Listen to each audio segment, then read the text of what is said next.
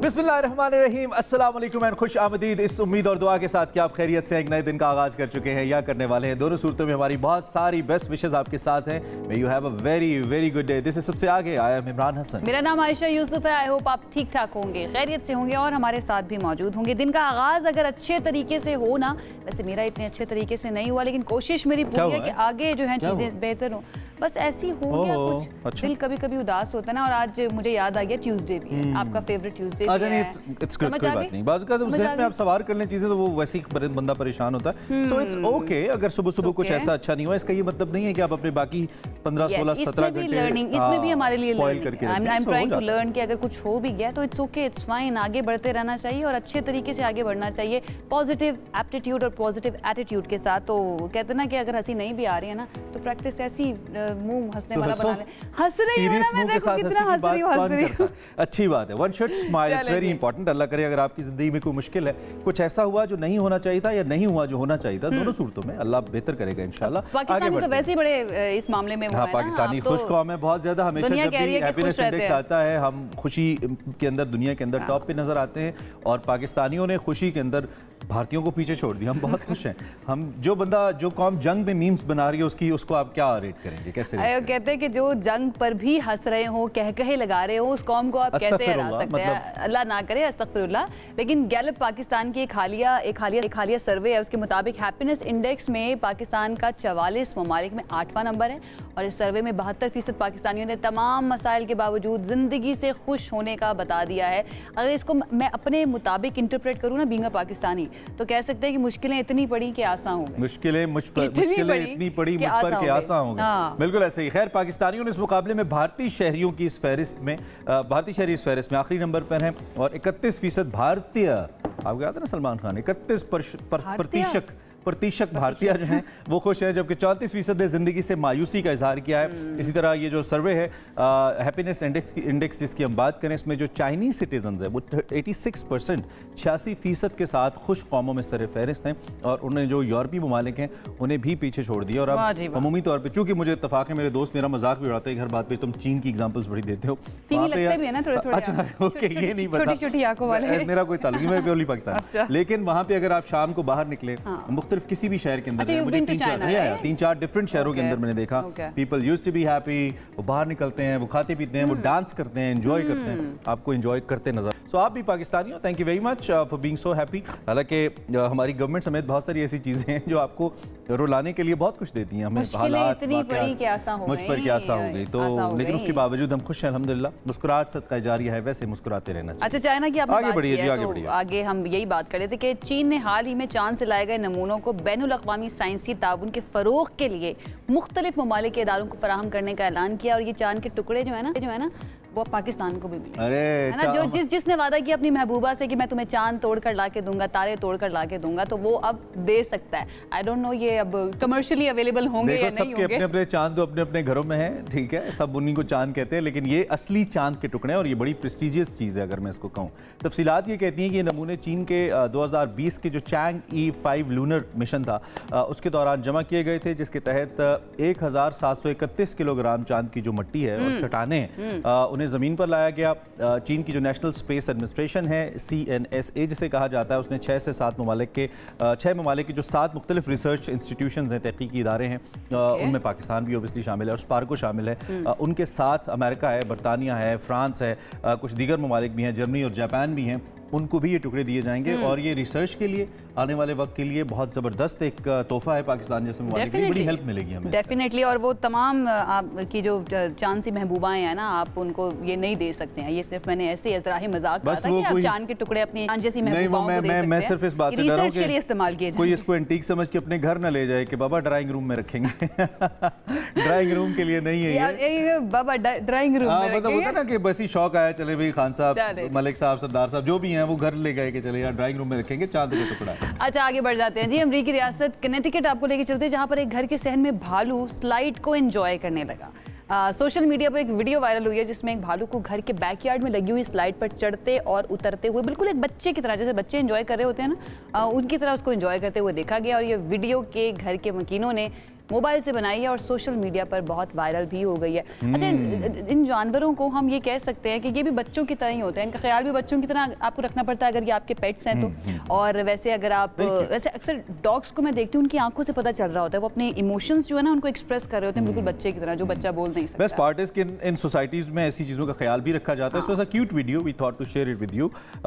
इसके अलावा हम अगर यूरोप में अपने ड्रोन को भेजें, बल्कि हमने भेजा, कल रात को हमारा ड्रोन यूरोप में उड़ रहा था, ऐसी ज़बरदस्त चकाचौंध मैड्रिड के अंदर, तो सब ने एकदम एक स्टेटस स्पेनिश जो लोग थे उन्होंने अपडेट किया, बिजली नहीं आती, मतलब बिजली चली गई। हमने चार्जिंग की भी थी ना अपने ड्रोन की। You know this meme, right? वो बिजली नहीं आती वाली जो मीम थी, इसको क्यों उन्होंने ज्यादा स्प्रेड किया? बिकॉज वहां पे तारीख का बदतरीन ब्लैकआउट हो गया पूरे मुल्क के अंदर। जो बिजली है वो बंद हो गई, निज़ाम ज़िंदगी मुअत्तल हो गया।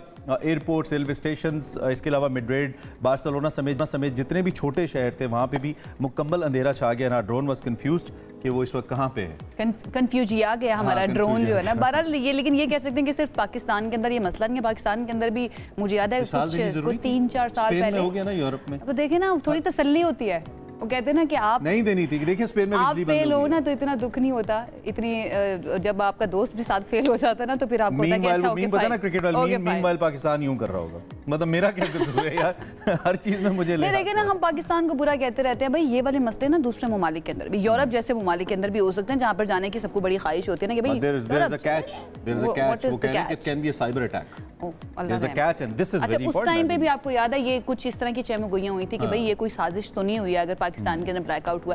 तो इस तरह की कॉन्स्पिरेसी थ्योरीज जो है वो चलती रहती हैं। तो स्पेन के अंदर भी यही हुआ है। अगली खबर भी स्पेन से ही है, जहां पर बार्सिलोना में सयाहत मुजाहिरीन जो हैं उन्होंने सयाहों की बस पर वाटर पिस्टल फायर किया। वो कहते हैं ये क्यों आते हैं हमारे मुल्क के अंदर, सयाह क्यों आते हैं? This is very interesting. ये हो क्या रहा है भाई, इतनी ये कंजर्वेटिज्म अब चूंकि थोड़ा सा कहीं पे बड़े भाई ने शुरू किया, पूरी दुनिया में फैलेगा, तो ऐसा लगता है ऐसा नहीं होना चाहिए। खैर आगे ड्रोन को उड़ाते हैं, यमन के साहिल पे लेकर जाते हैं, बल्कि लेकर गए हम। वहाँ पे खलीज अदन में हजारों भेड़ों से भरा एक ट्रक तो नहीं कह सकते, बहरी जहाज था, सॉरी बहरी जहाज था, इसलिए समंदर में ट्रक कैसे फंसेगा इमरान हसन।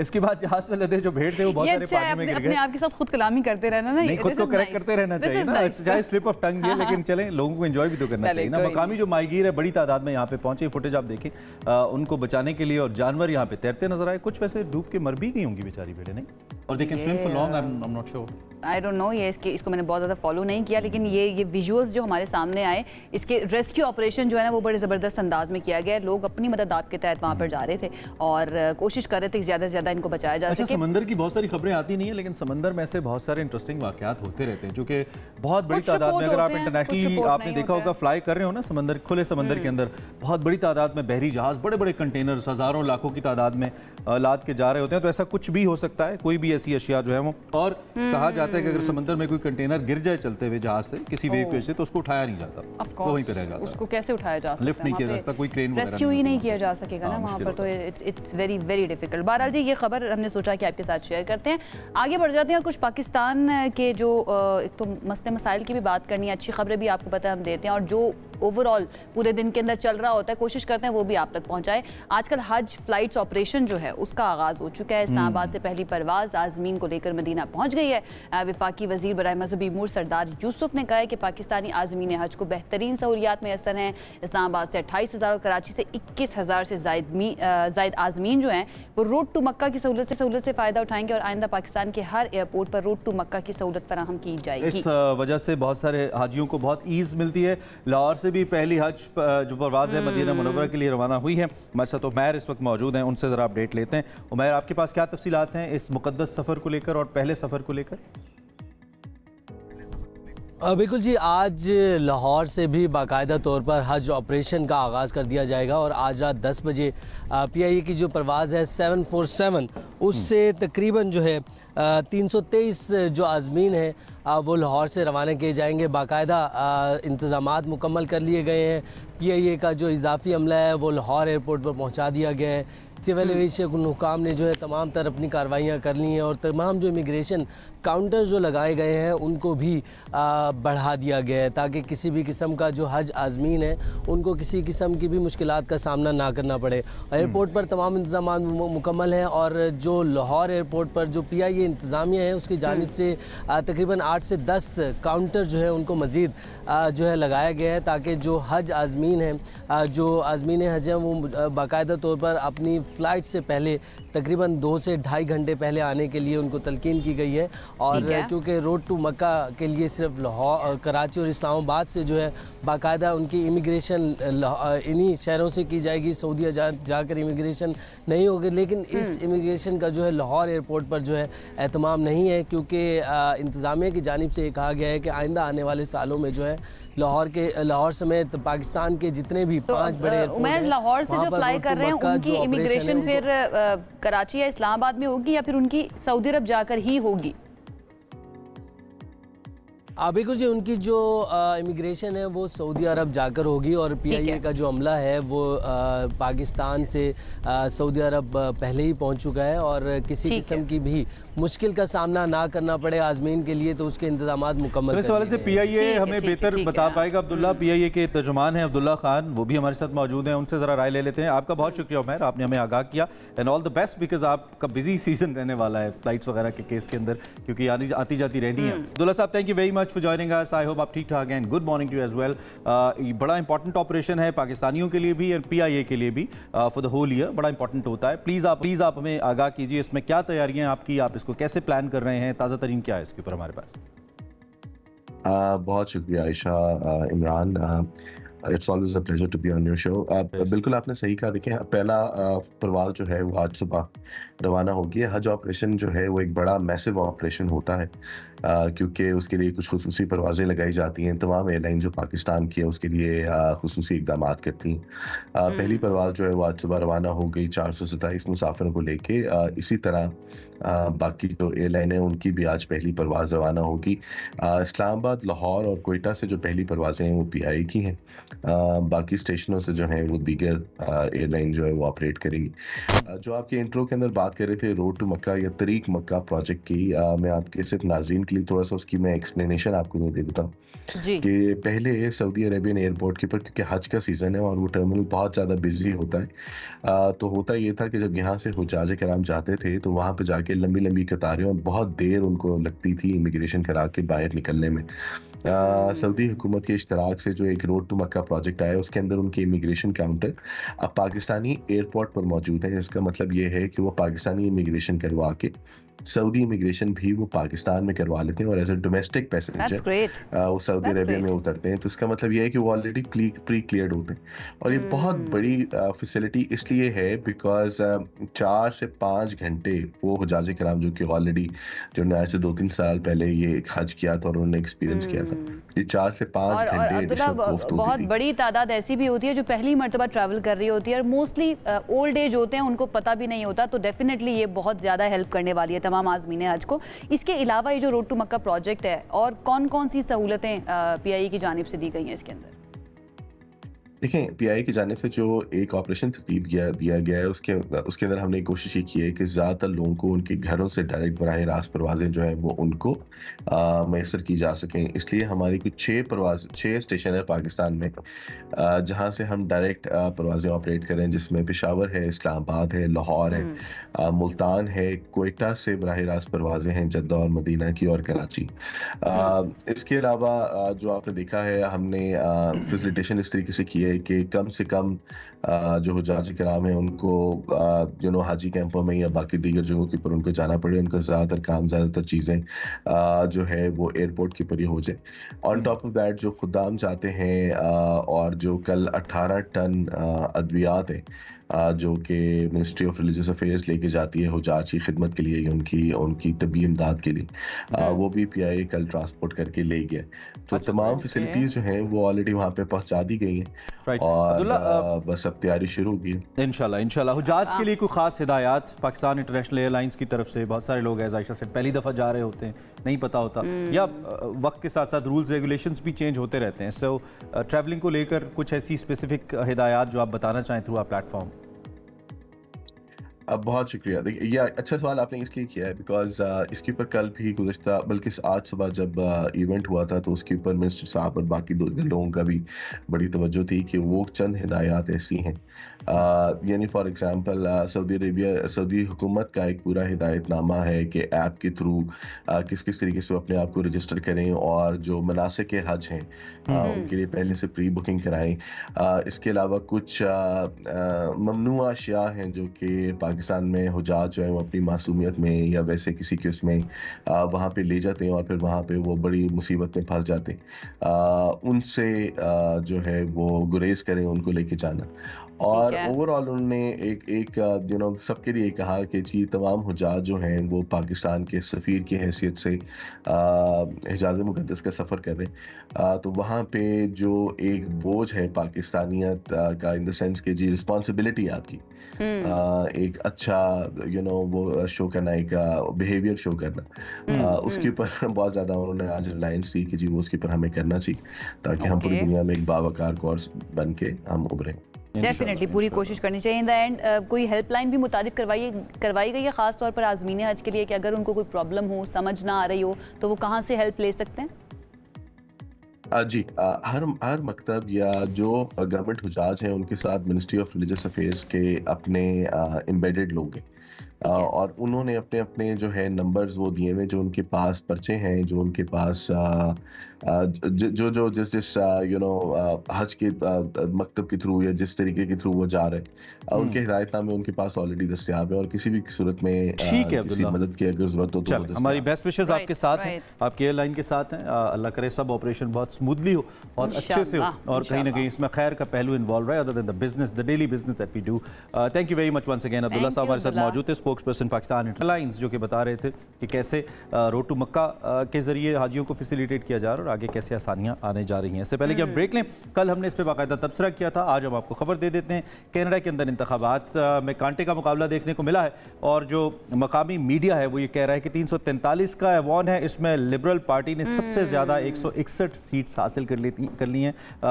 जो कंजर्वेटिव पार्टी है 146 सीट्स के साथ दूसरे नंबर पर है और तीसरे नंबर पर आने वाली जो क्यूबी पार्टी है उसने भी तीसरे नंबर पर ओबियसली तीसरी पोजीशन हासिल की है। सो लिबरल पार्टी का मखलूत हुकूमत बनाने का इम्कान सामने आ रहा है और जो सादा अक्सरियत है उसके लिए ऐवान में सबसे ज़्यादा 100 कनाडा के वफाकी इंतखाबात के पाकिस्तानी कम्युनिटी में से भी बहुत सारे लोग ऐसे हैं जो मुंतखब हुए, किसी से पीछे नहीं है। 50 से ज़ायद पाकिस्तानी नजाद उम्मीदवार, मुख्तलिफ सियासी जमातों से उनका ताल्लुक था, उन्होंने किस्मत आजमाई की। लिबरल पार्टी के प्लेटफॉर्म से 15 पाकिस्तानी नजाद उम्मीदवार इलेक्शन लड़े। इसके साथ साथ इनमें 5 उम्मीदवार सलमा जाहिद, इकरा खालिद, शफकत अली, यासिर नकवी और उमैर जुबैरी अरकान पार्लियामेंट ऑलरेडी रह चुके हैं। और लिबरल पार्टी के दूसरे पाकिस्तानी नजाद उम्मीदवारों में असलम राना हैं, मुबारक अहमद हैं, हफीज़ मलिक हैं, ज़ीशान खान हैं, शहनाज मुनीर है, गजनफर तारड़, अयाज बंगिश, अजीज़ मियाँ, गुल खान और पता नहीं कितने ऐसे पाकिस्तानी हैं जो वहाँ पर जाकर पाकिस्तान का नाम भी रोशन करें। डेफिनेटली इट्स वेरी इंपॉर्टेंट इसलिए भी कि नुमाइंदगी जो पाकिस्तानी वहाँ पर रहने वाले हैं ना उनकी पार्लियामेंट के अंदर होना बहुत ज़्यादा ज़रूरी होता है। बहुत से लोगों को समझ आ गया होगा कि हम क्यों मुसलसल इस पर बात कर रहे थे, फोकस किए हुए थे, एक्सक्लूसिव एनालिसिस आपके लिए लेकर आ रहे थे कनाडा से कि क्या हो रहा है इन इंतखाबात के अंदर। बहुत सारे पानी हैं जो सामने आए हैं and mostly young Pakistani, younger parliamentarians. So it feels really great. हम इंशाल्लाह कोशिश करेंगे इन पाकिस्तानियों से भी आपकी मुलाकात करवाएं, इन मेंबर पार्लियामेंट से भी चाहते जा रहे हैं पाकिस्तानी ना। हाँ हम भी चाहते जा रहे हैं पाकिस्तानियों से मिलवा। Do we have to take a break now? Break लेते हैं। कीप वाचिंग, दिस इज सबसे आगे। Welcome back. एक मरतबा फिर आपको खुशामदीद कहते हैं। हमने यूट्यूब के मौजू पे बात करनी है, ज़रूर करनी है, चूँकि अब रिपोर्टेडली हमें अभी कंफर्म नहीं है, बट हम न्यूज़ का जो चैनल है उसको भी इंडिया ने बैन किया है और अभी आपको कुछ देर के बाद मजीद आगाह करेंगे कि कौन कौन से ऐसे चैनल्स हैं जिनको बैन किया गया है। आसमान शिराजी साहिबा से थोड़ी देर रब्ता करेंगे और इस हवाले से आपको आगाह करेंगे। खैर फिलवक्त भारत ने फ्रांस से अपनी बहरिया के मजीद 26 जो राफेल तैयारे हैं, लड़ाका तैयारे, उनको खरीदने का मुआहिदा किया है और फ्रांस की जानिब से इन तैयारों की फराहमी के बाद पहले से मौजूद जो 36 राफेल तैयारे हैं उनमें ये फ्लीट के अंदर शामिल हो जाएंगे। अब भारत पहले ही फ्रांस से ये तैयारे हासिल कर चुका है, इससे पहले जो लिए हैं ये तैयारे भारतीय साख्ता जो तैयारा बरदार बहरी जहाज़ है उनसे उड़ान भर सकेंगे, रूसी साख्ता है और इससे पहले जो मिग 29 है और उनको एक तकवीत भी फराहम करेंगे, लेकिन जो ओवरऑल खिते में ताकत का तवाज़ुन है डेफिनेटली उसको ख़राब करने में भी बड़ा इंपॉर्टेंट रोल प्ले करेंगे। दिस इज़ वेरी इंपॉर्टेंट क्योंकि ताकत का तवाज़ुन बरकरार रखने के लिए पाकिस्तान और इंडिया के दरमियान हम ये कह सकते हैं कि अनस्पोकन एक मुआहिदा है, क्योंकि पाकिस्तान अपने F-16 F-16 अगर अमेरिका से लेता है और भारत ने फ्रांस से लेना शुरू कर दिया, तो लेट्स सी कि इसके ऊपर होता क्या है और किस तरह से पाकिस्तान इसको लेकर चलता है, इस पर बात कर लेते हैं। क्योंकि इस सिचुएशन के ऊपर हर शख्सियत जो है ना वो गहरी नज़र रखे हुए है, चाहे वो सियासतदान हो या किसी भी शोबा ज़िंदगी से उनका ताल्लुक हो। हमारे साथ मौजूद है मारूफ माहिर कानून है और सियासतदान है अहमर बिलाल सूफ़ी साहब हमारे साथ मौजूद हैं, केयर टेकर मिनिस्टर भी रह चुके हैं। उनसे इस बारे में ज़रा बात करते हैं। बहुत शुक्रिया सूफ़ी साहब हमें ज्वाइन करने के लिए। सबसे पहले तो सारी सिचुएशन को ये भारत ने जो किया है या ताकत का तवाज़ुन बिगड़ने की कोशिश कर रहा है, वो इसको कैसे देख रहे हैं? देखिए, जो बैलेंस ऑफ पावर है इस रीजन में वो तो बहुत पुराना उस पर काम होता रहा है और उस बैलेंस को मुख्तलिफ तरीके से इंश्योर किया गया। पहले कन्वेंशनल बैलेंस जो आपके फोर्सेस का था, उसकी डिप्लॉयमेंट, उस पर एक्सरसाइजेस दोनों साइडों की जानिब से 50s में 60s में। लेकिन जब ये बैलेंस को अपसेट किया इंडिया ने और न्यूक्लियर एक्सप्लोजन किया, तो फिर पाकिस्तान के पास वो बैलेंस अपसेट हो गया। तो फिर पाकिस्तान के पास भी कोई ऑप्शन नहीं रही, तो फिर पाकिस्तान ने भी उसी तरह उसमें वो करना पड़ा। और पाकिस्तान का एक बड़ा स्पेसिफिक प्रोग्राम था। जब ये हुआ तो 1998 में यूनाइटेड नेशंस की सिक्योरिटी काउंसिल ने एक रेजोल्यूशन पास की और उस रेजोल्यूशन में उन्होंने कहा कि दोनों मुल्क अपने मामलात जो हैं उनको तय करें। अब मामलात को तय करने के लिए पाकिस्तान की जानिब से कोशिश रही, लेकिन अक्सर भारत ने उस डायलॉग प्रोसेस को कमेंस नहीं किया जो उन्हें करना चाहिए था। दोनों खित्ते के ममालिक हैं, कई दफ़ा कोशिशें भी हुई हैं और तमाम की तमाम जो हमारी सियासी जमातें हैं उनकी बाय एंड लार्ज उनकी कंसिस्टेंट स्टैंडिंग पोजीशन यही रही है कि हमें ताल्लुकात बेहतर करने हैं।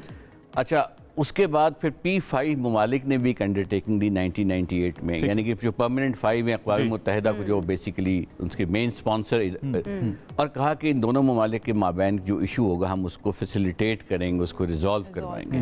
तो आज जब ये इंडस वाटर ट्रीटी से स्टेप आउट हो रहे हैं या कोशिश कर रहे हैं या अलेज कर रहे हैं कि हमने इसको होल्ड इन अबेंस कर दिया, इंटरनेशनल लॉ की वायलेशन कर रहे हैं, तो उस सूरत में ये मैं समझता हूँ कि ये P5 ममालिक जो हैं जिनको अपना रोल प्ले करना चाहिए। एंड इट्स नॉट पॉसिबल कि यूनिलैटरली भारत जो है वो इस मुआहिदे से निकल जाए, हालांकि वर्ल्ड बैंक की सालिसी भी मौजूद है बीच में। जी, वो अपनी जगह, वर्ल्ड बैंक का किरदार जो अब मुआहिदे के अंदर वो अपनी जगह, लेकिन वो निकल ही नहीं सकता ना। देखिए, एक मुआहिदा है, वो मुआहिदा जिस कॉन्ट्रैक्ट है, और वो कॉन्ट्रैक्ट जिस तरह आपका हम टीवी के साथ एक कॉन्ट्रैक्ट है, तो आपका और हम टीवी के माबैन जो ये रिटन एग्रीमेंट है वो आपकी टर्म्स एंड कंडीशंस को गवर्न करेगा। तो उसमें एग्जिट क्लॉज की जो टर्म्स हैं वो भी फॉलो होंगी। तो इसी तरह इंटरनेशनल एग्रीमेंट जो होते हैं उसमें लिखा होता है कि ये एग्जिट कैसे करना है, टर्मिनेट कैसे करना है, इसमें नहीं है और जानबूझकर नहीं है। ठीक है, तो इसलिए वो पावर इस्तेमाल वो निकल, दोनों फरीक कोई ना निकल सके। ठीक है, ये 1998 P5 की हम बात करें, ये ओब्वियसली इन ममालिक की इन्वॉल्वमेंट इसीलिए थी कि सेंसिटिविटी ऑफ द मैटर को देखते हैं, ऐसे ही कितना सेंसिटिव मैटर है। लेकिन अब 2025 में जब इतनी एस्केलेशन हम देख रहे हैं, 2019 में भी हमने देखी, लेकिन अब ज्यादा है उससे, ऐसा लगता है कि अब अलर्ट ज्यादा है, क्योंकि ऑलरेडी एक एक्ट ऑफ वॉर कर चुका है इंडिया बकौल उनके, और उन्होंने एक रिटन फॉर्मेट के अंदर भी हमें इन्फॉर्म कर दिया। It means they are very serious to do this. इसमें फिर P5 क्या उस तरह से सेंसिटिव उनका होना बनता नहीं है, अदर देन चाइना जिसने हमारे एक फ्रेंड होने की हैसियत से हमें यकीन दिलाया है, but what about rest of the countries? Don't you think इनको ज्यादा सेंसिटाइज होने की जरूरत है? डेफिनेटली उनको इन्वॉल्व होना चाहिए, बिकॉज जो ये दो रीजन, एक ही रीजन में दो नेबर्स हैं, न्यूक्लियर आर्म्ड हैं, तो वो मतलब कोशिश भी कर रहे हैं, पाकिस्तानी साइड रिस्ट्रेन करने की कोशिश भी कर रही है। आपके वजीर दिफा भी अच्छे बयानात दे रहे हैं, उनको टोन डाउन भी कर रहे हैं। लेकिन अगर उस जानिब से प्रोवोकेटिव एक्ट्स होना शुरू हो जाएं, और वो प्रोवोकेटिव एक्ट बड़े सीरियस हैं, इंडस वाटर ट्रीटी को से विड्रॉ करना या उसको सस्पेंड करने का कोई सोच नहीं सकता था।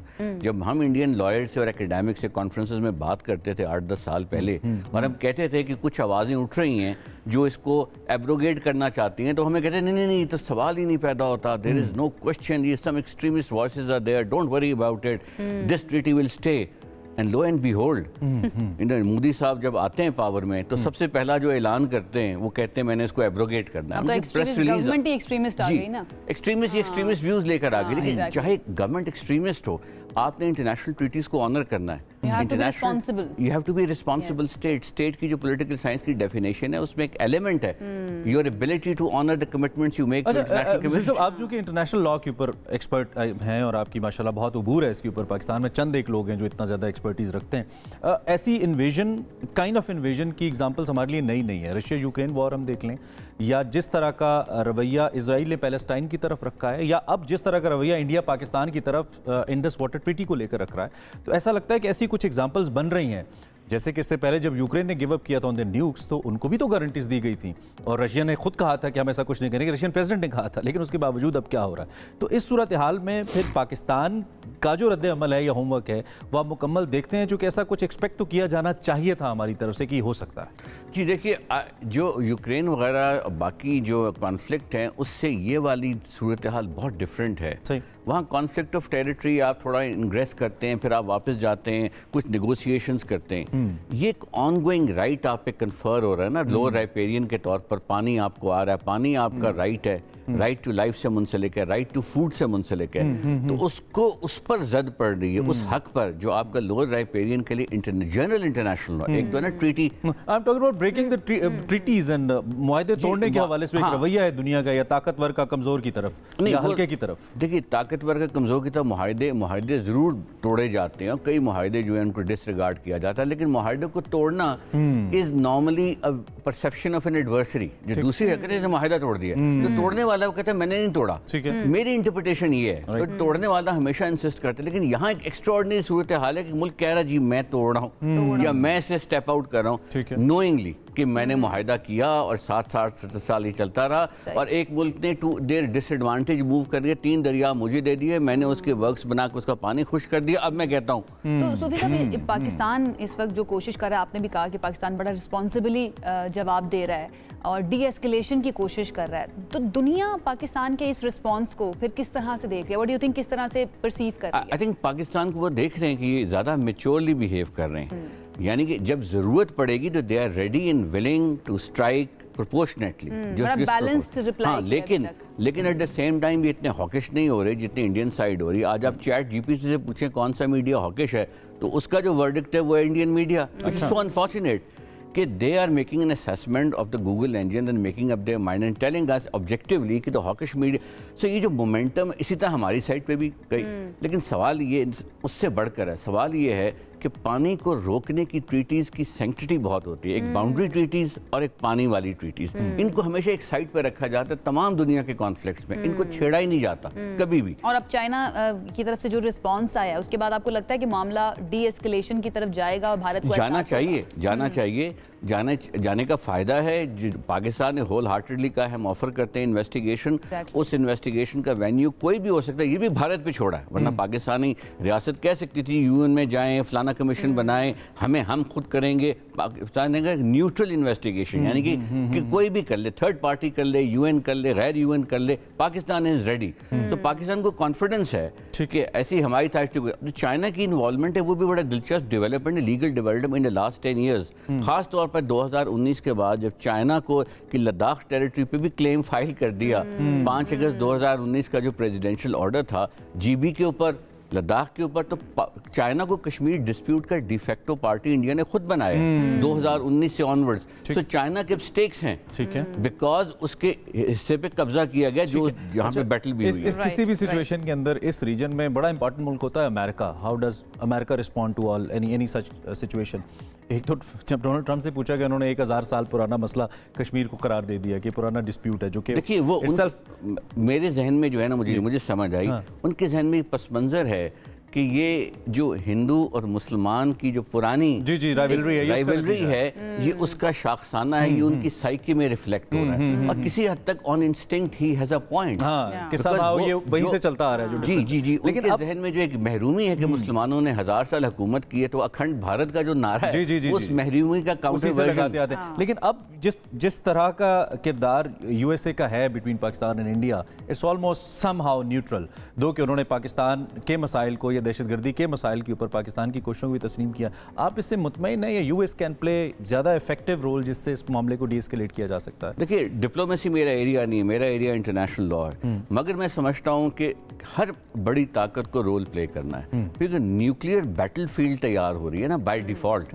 बात तो इस वक्त हो रही है सर्जिकल स्ट्राइक्स की, ये वो, लेकिन it can lead towards any direction, and that is where the threat is to international peace and security. ये यूनाइटेड नेशंस के चार्टर के अल्फाज हैं। तो ये इंटरनेशनल लॉ जो है ताकत के तवाजुन के बारे में फिर क्या कहता है, स्पेशली इंडिया पाकिस्तान को जब हम देते हैं ये राफेल तैयारों का नया मुआहिदा, उसके बाद पाकिस्तान के पास क्या ऑप्शन है और इंटरनेशनल लॉज क्या कहते हैं? देखिए, पाकिस्तान के पास जाहिर है उसको आउटवे करने की ऑप्शन है। पाकिस्तान बिल्कुल विद इन इट्स राइट है फॉर सेल्फ डिफेंस पर्पस, और पाकिस्तान का हमेशा से standard narrative UN general assembly में 50-60 से आज तक ही है कि हम एग्रेशन नहीं चाहते, बिकॉज पाकिस्तान का ये मौक़िफ़ जो यूएन चार्टर से बिल्कुल हम आएंगे कि we don't want to be an aggressive state.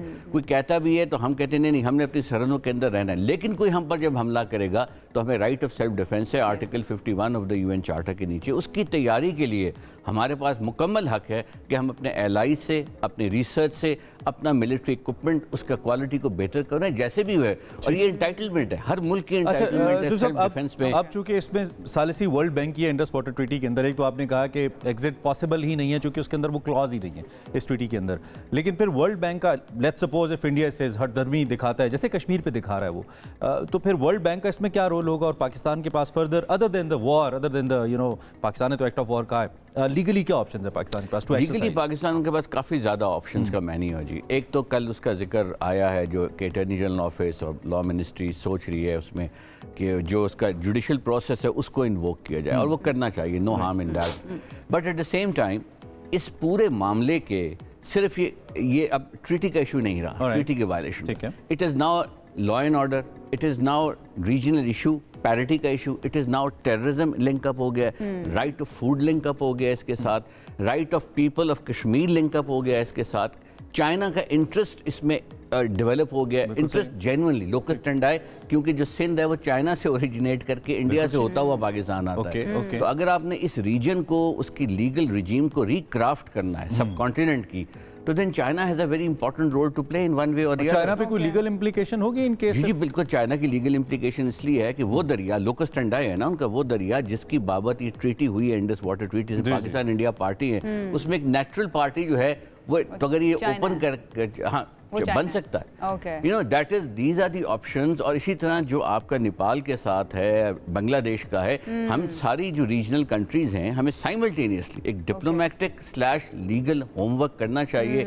Nepal को साथ बिठा के पाकिस्तान, नेपाल, बांग्लादेश और भूटान, ये सब मुल्क बैठें और चाइना और डिस्कस करें कि कहीं तुम अपर राइपेरियन हो, कहीं मैं लोअर राइपेरियन, कहीं मैं लोअर राइपेरियन और कोई और अपर राइपेरियन है। तो हम एक कंसिस्टेंट पॉलिसी बनाएं, इसको हम कहते हैं रीजनल कस्टम डेवलप करना, यानी कि IWT अपनी जगह, लेकिन regional custom of upper and lower riparian has to, because lower riparian की एंटाइटलमेंट है और उसकी जेन्युइन एंजाइटी होती है। And one more thing just for my information, ये दुनिया में ऐसी कोई और एग्जांपल भी है चीन, इंडिया, पाकिस्तान के अलावा अपर राइपेरियन, लोअर राइपेरियन, जहां पे कोई ऐसा नेचुरल रूल लागू होता है और जो अपर कंट्री है वो कोई ऐसी क्या कहना चाहिए मजबूरी डाल नहीं सकता है दूसरे मुल्क के ऊपर? देखिए, ट्रीटीज तो अभी 100-200 साल में बनना शुरू हुई ना, ट्रीटीज फ्रेमवर्क अफ्रीका में, दरियाओं में, सेंट्रल अमेरिका में, यूरोप में, उससे पहले कस्टमरी नॉर्म था कि लो राइपेरियन के उस पर जंगें हुआ करती, ठीक है, उन जंगों को रोकने के लिए उन्हें कभी पानी की जो मूवमेंट है उसको इंश्योर करो, वो अनइंटरप्टेड होनी चाहिए। बाउंड्री ट्रीटी और ये दोनों की बड़ी सैंक्टिटी, इनको नहीं छेड़ना, बाकी हम करते रहेंगे अपना जो भी हमने टर्मिनेशन,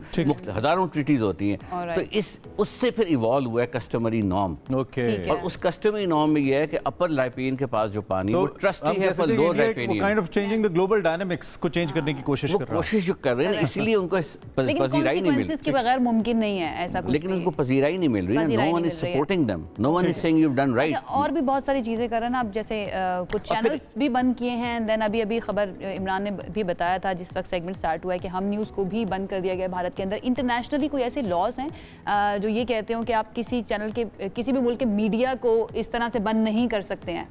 देखिए, आप मुझसे लीगल एडवाइस मांग रहे हैं चैनल के बारे में, लेकिन उसका मैं दे देता हूँ। हाँ।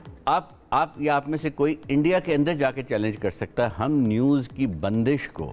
You are entitled under the Civil Procedure Code of India to become a party and a plaintiff in India against the regulator who has issued notice to ban you on the ground कि हमने उसको ban करने की जो वजह है totally unreasonable and extraneous to the licence term जो आपकी हैं और जो आपकी सैटेलाइट अरेंजमेंट जिसके साथ भी है, उनका right to beam and right to YouTube channel now for now whatever, जो भी डिजिटल प्लेटफॉर्म है जिसके थ्रू आपको बैन किया गया, किसी ने एग्जेक्टिव ऑर्डर इंडिया में इशू किया है ना, तो खबर आई है, उस एग्जेक्टिव ऑर्डर को आप चैलेंज कर सकते हैं एज अ एंटिटी, किसी को वहाँ पावर ऑफ अटर्नी देकर, आप जहाँ के भी सिटीजन है, किसी भी मुल्क के सिटीजन। अच्छा, इसमें ओवरऑल एक anybody can go in Indian court and democratic norms हैं हर मुल्क की।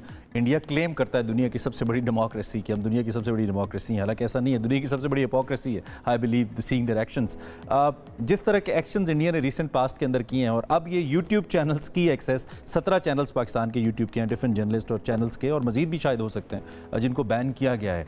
तो आप इस रवैये को कैसे देखते हैं? इसको वेस्ट को कैसे देखना चाहिए, बी इट्स अमेरिका और यूरोप, कि आप इज़हार राय पे पाबंदी लगा रहे हैं, काउंटर आर्ग्यूमेंट ही नहीं पहुंचने दे रहे? देखिए ना, अभी इस नशिस्त में हमने 6-7 मुख्तलिफ लीगल स्ट्रैंड्स आइडेंटिफाई कर लिए apart from the arbitration venue. So मैं इसीलिए कह रहा हूँ ये इशू फैलता जा रहा है, ये इशू हक़ राय दही का इशू बन गया है कि फेयरनेस इन रिपोर्टिंग से एक नॉट ओनली लोगों को गुमराही तो अपनी जगह, लेकिन एक सिक्योरिटी सिचुएशन कैन डीस्टेबलाइज। अगर फॉल्स न्यूज़ आती है कि आपने जो पानी छोड़ दिया है, यहाँ कोई रिएक्शन कर सकता है, कोई anything. So the global community has to be informed about the repercussions of the irresponsible behaviour relating to right of expression in by on the Indian side. और इसमें जो आपका कॉवेनेंट है, civil political and civil right covenants जो United Nations की human rights की treaties हैं, जो फ्रीडम ऑफ एक्सप्रेशन की बात करती हैं, उनके कुछ क्वालिफायर्स भी होते हैं कि आपकी रिस्पॉन्सिबिलिटी जहां दोनों स्टेट्स के माबैन इश्यूज हों और वहाँ परसेप्शन और decision making is riding on the information which is coming from the other state, that's a very serious development. Because आप उसमें आप और मैं इस पर डिस्कस कर रहे हैं based on the news coming from India. बिल्कुल सही। और हम इसको ऐसे कर सकते हैं कि एक मल्टीपल ग्राउंड्स के ऊपर कई ऐसे महाज हैं जो कि भारत ने खोल दिए हैं, और तो हमारे आने वाले वक्त के लिए जो भी हमारे अपरेटस हैं वो भी एक लिमिटेड इंफॉर्मेशन पिक करेंगे ना कि क्या हो रहा है। बाज़ औक़ात आप इसी तरह के इर्रिस्पॉन्सिबल बिहेवियर पे डिसीजन मेकिंग जो है वो एग्जीक्यूटिव ब्रांच तक चली जाती है। That can be very dangerous. ऐसा लगता है कि बिल्कुल जैसा उनका जो है ना जी, वो मैं देखता हूँ कि वो pre determined frame of mind में ऑपरेट कर रहे हैं। जो उन्होंने प्लान किया हुआ 10 साल, उन्होंने कहा था हमने कश्मीर लेना है, ऑक्यूपाइड कश्मीर, वो उन्होंने एक्सिक्यूट कर दिया लीगल लॉफेयर करके या लीगल स्टेप्स लेकर। उन्होंने कहा था हमने इसको एब्रोगेट करना है, वो उस मुकाम पर ले आए जहां वो स्टेप आउट हो गए अगेंस्ट करके। उन्होंने कहा था खंड भारत, अब वो उस तरफ जाने का इरादा। Now they are not ready to listen to anyone right now, क्योंकि जो उन्होंने वो प्लान कर लिया है उसके ऊपर वो इम्प्लीमेंट करना चाहते हैं। वहां पे भी सेन एलिमेंट्स हैं, दे प्रिवेल ऑन दिस उनको तो गिरफ्तार कर रहे हैं। ठीक है sir, thank you very much for precious time. बहुत शुक्रिया, आपने वक्त दिया साहब, मामले पे लीगली भी हमें गाइड किया और अपने नॉलेज की रोशनी में जो कुछ दुनिया के अंदर ऐसी मिसालें मौजूद हैं उसके हवाले से भी हमने डिस्कस किया। सो ऐसे मल्टीपल ग्राउंड्स के ऊपर इंडिया ऐसी वायलेशंस कर रहा है जिस पे आने वाले वक्त के अंदर, not even if for now, आने वाले वक्त के अंदर बहुत सारी जिसके हवाले से इंप्लीकेशंस होंगी और इस रीजन के लिए होंगी, और न सिर्फ पाकिस्तान के 24-25 करोड़ लोगों के लिए हैं बल्कि इंडिया के 1.5 अरब लोगों के लिए होंगी, और मेरे ख्याल में ओवरऑल दुनिया के लिए भी कोई अच्छा मुस्तकबिल नहीं होगा अगर इसको यहाँ पे भारत को यहाँ पे रोका नहीं जाता। सोचने का मकाम है भारत के लिए, सिर्फ मैं यही कहूँगी। एक ब्रेक की तरफ जाते हैं, ब्रेक से वापस आएंगे, मजीद बात करेंगे। Stay with us. ब्रेक के बाद एक मरतबा फिर से आपको कहेंगे खुश आमदीद। वैसे तो हम जो भी सेगमेंट कर रहे हैं उसके अंदर आपको ये रंग नज़र आएगा कि भारत ने जो कुछ किया है ना उसके बारे में बात आ ही जाएगी कहीं ना कहीं, तो इसके बारे में भी हम करेंगे क्योंकि क्रिकेट है और क्रिकेट को भारत ने बहुत ही ज़्यादा यूटिलाइज किया है, स्पेशली मिसयूज़ किया है पाकिस्तान के साथ जब भी कोई मामला है। आई डोंट नो वो क्रिकेट को इतना ज़्यादा क्यों आगे लेकर आते हैं दरमियान में। अभी हम ब्रेक में भी ये not just cricket, I mean कोई भी गेम उठा लो, खेल के मैदान हम बात कर ले। लेकिन उससे पहले हम जरा PSL के बारे में आपको बता देते हैं क्योंकि PSL पिछले 4-5 दिन में ना डिस्कस हुआ नहीं है, अब बनता है उसका डिस्कस होना है। Very important. PSL के साथ PSL X के साथ थोड़ा सा बैड लक भी चल रहा है। पहले ट्रेंड में सिर्फ PSL रहता था, जब भी PSL चल रहा होता था डिफरेंट ट्रेंड्स होते थे। अब ओब्वियसली चूंकि वॉर मॉन्गरिंग इंडिया की तरफ से हो रही है तो वो जरा टॉप ट्रेंड कर रहा है।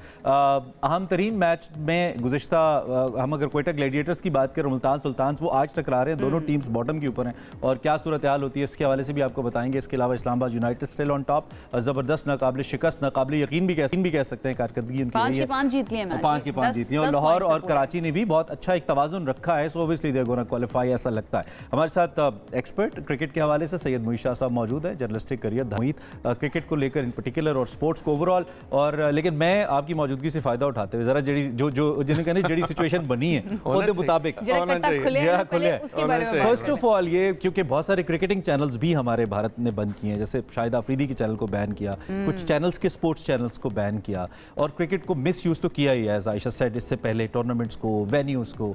ये क्या रवैया है कि क्रिकेट स्पोर्ट्स तो अमन के लिए होती है और जंगों में भी जारी रहती है, आप इस रवैये को कैसे देखते हैं? देखिए, मैं अभी डिस्कशन सुन रहा था आपकी, जो आप पहले गेस्ट के साथ कर रहे थे।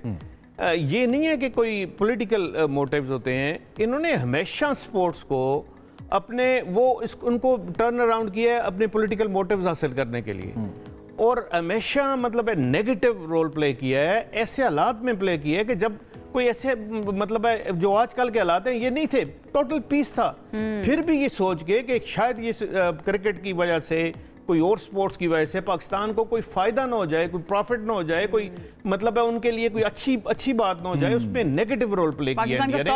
खासकर पिछले 10 साल में मैं बात कर रहा हूँ, जब से नरेंद्र मोदी आए हैं, उन्होंने स्पोर्ट्स को भी पॉलिटिक्स बना दिए। और मुझे वो वक्त याद आता है जब 87 का वर्ल्ड कप दोनों मिलके कंट्रीज हम कर रहे थे, तो इंडिया नहीं चाह रहा था, उन्होंने कहा जी हमारी वेटेज नहीं है, हमारे पास इतनी एडमिनिस्ट्रेटिव पावर्स नहीं है कि हम ये वर्ल्ड कप करा सकें और इंग्लैंड से हम ले सकें। पाकिस्तान ने कहा हम आपको दिखाएंगे और हम करा के दिखाएंगे, हम आपकी सपोर्ट करेंगे, हेल्प करेंगे, और बिलीव यू मी कि वो 87 के वर्ल्ड कप में पाकिस्तान ने सपोर्ट किया, हेल्प किया, और इंडिया पाकिस्तान ने जाके मिलके वो वर्ल्ड कप कराया। अब बात तो वही थी, अब जब इंडिया नहीं जीता था वो वर्ल्ड कप 87 का वर्ल्ड कप नहीं, वो ऑस्ट्रेलिया जीता था, ऑस्ट्रेलिया जीता था। वो जो आपको याद है कि पाकिस्तान सेमीफाइनल में ऑस्ट्रेलिया से आ रहा था, फिर फाइनल में ऑस्ट्रेलिया ने इंग्लैंड को हरा दिया था, और वो गेटिंग की जो रिवर्स स्वीप उसने मारी थी, इजीली इंग्लैंड जीता मैच वो हार गया था। लेकिन मैं आपको बात वो बता रहा हूँ कि ऐसा वक्त था कि जब इंडिया को स्पोर्ट्स की एडमिनिस्ट्रेशन का पता ही नहीं था, तो हमने उनकी सपोर्ट की, लेकिन जब वो उनके पास थोड़ा पैसा आया, उनके पास थोड़ा एक्सपोजर उनका हुआ, तो वो हमेशा उन्होंने कोशिश की कि पाकिस्तान को किसी तरह इस चीज का फायदा ना पहुंच जाए। शाह साहब, बाकायदा तौर पे ऐसा लगता है प्लान किया गया, एक वॉर मॉन्गर है अमित शाह, उनके बेटे जय शाह को लगाया गया, मुझे control the narrative about cricket. India Pakistan आए और हम चैंपियंस ट्रॉफी कराएं, उस वक्त तो वार नहीं चल रही थी, उस वक्त तो कोई बिल्कुल पीस था, लेकिन इंडिया ने फिर भी कहा कि किसी तरह इनको प्रॉफिट ना हो जाए, इंडिया की टीम जाएगी तो इनका रेवेन्यूज ज़्यादा जनरेट हो जाएंगे, इंडिया जाके लाहौर में खेलेगी, कराची में खेलेगी या रावलपिंडी में खेलेगी। तो ये हमेशा स्पोर्ट्स को यूटिलाइज करते हैं फॉर पॉलिटिकल गेन्स और फॉर पॉलिटिकल पर्पसेस। ठीक है, क्विकली इस वक्त जो सिचुएशन इंडिया ने क्रिकेट को लेकर क्रिएट की है, इससे पहले भी उनकी दुश्मनी तो नजर आ रही थी, अब फॉर्मली कहा जी हम नहीं खेलते आपके साथ, क्रिकेट के लिए कितना डैमेजिंग होगा फॉर द फ्यूचर इस सारी सूरत हाल को लेकर? देखिए, ये तो आज की आप बात कर रहे हैं ना, आप पीछे चले जाएं, पिछले 10 साल में चले जाएं, उन्होंने हमेशा क्रिकेट को लेके पॉलिटिक्स, क्रिकेट को बिल्कुल इन्वॉल्व किया और उससे माइलेज लेने की कोशिश की है क्रिकेट से, मतलब और पॉलिटिक्स में इन्वॉल्व करके। अब ये देखें, ये कभी भी, अब ये आउटर वर्ल्ड के लिए, पूरी दुनिया के लिए है कि जब पीसफुल माहौल होता है फिर भी वो अपनी जो ये हरकतें हैं और शरारतें हैं और पॉलिटिक्स को स्पोर्ट्स के साथ इन्वॉल्व करना, उससे बाज नहीं आते। अब तो खैर टाइम ही और हो गया, लेकिन मैं ये कह रहा हूँ कि जब भी ये खासकर बीजेपी गवर्नमेंट के आने के बाद कभी भी ऐसे हालात नहीं उन्होंने पैदा होने की मतलब कोशिश भी नहीं की कि ऐसे पीसफुल लोगों के एक दूसरे की टीम्स आए जाएं, पाकिस्तान इंडिया जाए, इंडिया पाकिस्तान आए। अब चैंपियंस ट्रॉफी में कोई ऐसी बात नहीं थी, बायलैटरल सीरीज की जब बात आई ऐसी बात कोई नहीं थी। आगे तो फिर इन्होंने, इंडिया ने अपने लिए खुद मिसाल पैदा की है। ज्यादातर देखें ना, ज्यादातर आगे इंडिया ने मैचेस करवाने हैं, इंडिया ने वर्ल्ड कप खबर आई है वॉलीबॉल चैंपियनशिप जो पाकिस्तान में होने वाली थी, उससे भी अब वो राह फराह इख्तियार कर रहा है जो इस्लामाबाद में। अच्छा, ये तो खैर मेरी स्टोरी थी 4-5 दिन पहले, वो मैंने ब्रेक की थी। उन्होंने इंडिया ने पहले तो खुद 30 मेंबर का कंटेंजेंट भिजवा दिया, उसकी लिस्ट भिजवा दी, पाकिस्तान ने कोशिश करके वीजे के लिए उनके अप्लाई कर दिया, पाकिस्तान वॉलीबॉल फेडरेशन की बात कर रहा हूँ, और उन्होंने कोशिश की कि पिछली दफा ये नहीं आ सके तो इस दफा वॉलीबॉल वाले आ जाएं और आके सेंट्रल एशियन वॉलीबॉल जो हो रही है इस्लामाबाद में नेक्स्ट मंथ में, उसमें पार्टिसिपेट करें। ये पहलगाम से पहले की डेवलपमेंट, ये पहले की डेवलपमेंट जी, 1 महीना पहले तकरीबन ये सिस्टम सारा चलता आ रहा था। इंडिया ने रिक्वेस्ट की थी कि हम आना चाहते हैं, खुद रिक्वेस्ट की थी, कि हम आना चाहते हैं। देखिए उनकी जो फेडरेशंस हैं, उनकी जो क्रिकेट बोर्ड है या हॉकी फेडरेशन है या वॉलीबॉल फेडरेशन है या गोल्फ की फेडरेशन है या और स्क्वाश वाले हैं, वो सब आना चाहते हैं। ये आप ज़हन में हो कि वहाँ की पब्लिक जो है उसके सेंटीमेंट्स ऐसे हैं कि वो पाकिस्तान के साथ स्पोर्टिंग रिलेशंस डेवलप करना चाह रही है, खेलना चाह रही है, लेकिन वहाँ की गवर्नमेंट आड़े आ जाती है, वो रुकावटें डालती है। और इस दफा भी यही हुआ कि गवर्नमेंट ने उनको मना कर दिया कि आप नहीं जाएंगे क्योंकि ये हालात हो गए।